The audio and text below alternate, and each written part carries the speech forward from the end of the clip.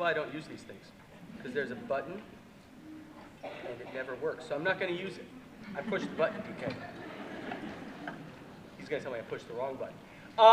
So usually when orchestra comes out on stage and we get ready to play for a lot of our concerts, we have the benefit of playing things that most of you have never heard before.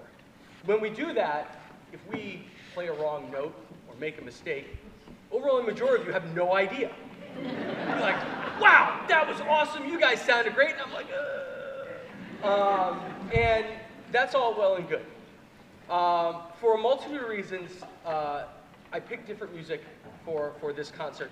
I usually stray away from standards of classical literature just because it's not what I like to do, and I want to program things that I like to do. But I decided I really need to throw some things out there, try and draw the audience in, give you something a little more to latch onto.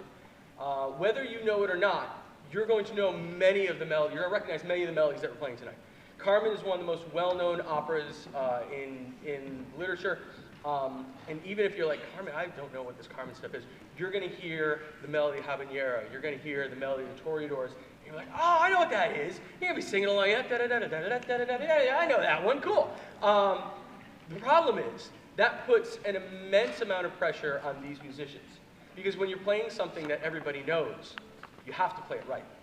You don't, there's no blowing a note here or there, because y'all are going to know this time. So it raises the pressure on these folks, but they have done really an outstanding job with this year. I'm going to, before we start, because we're going to do both suites without stopping, we're going to go straight through, so please save all the clapping until the very, very end. You'll know when we get there. But before we start, I'm going to take a second and recognize my seniors now, because I'll forget to do it at the end. It's not a big class, but it's an important class, because they really, over the last 4 years, they have helped to change the course of where this orchestra has gone. And I'm very, very appreciative of that. So our 4 seniors are Marissa Diggins,